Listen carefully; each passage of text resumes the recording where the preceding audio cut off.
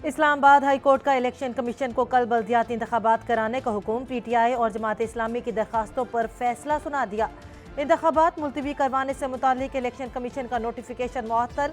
अदालत ने तहरीरी फैसले में हुकूमत को इलेक्शन कमीशन की मुआवरत का हुक्म दे दिया। चंद घंटों के नोटिस पर इंतखाबात कैसे कराएं, इलेक्शन हुकाम ने सर जोड़ लिए। हंगामी इजलास में फैसले के खिलाफ इंट्रा कोर्ट अपील की तैयारी पर गौर। जराये के मुताबिक इलेक्शन कमीशन को कम वक्त में पोलिंग अमला बनाने में दुश्वारी का सामना है।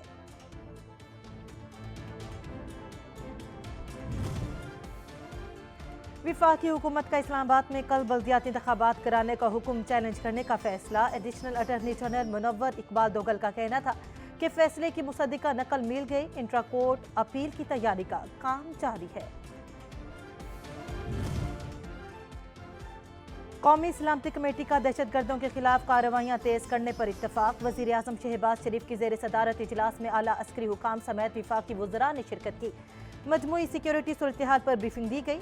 अलामिया के मुताबिक कौमी सलामती को नुकसान पहुंचाने वालों से आहनी हाथों से निपटा जाएगा।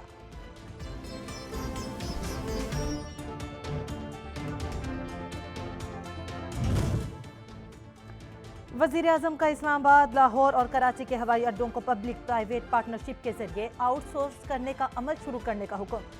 जेर सदारत इजलास में मुतल्लिका इदारों को तरजीही बुनियादों पर इकदाम तेज करने का हुक्म।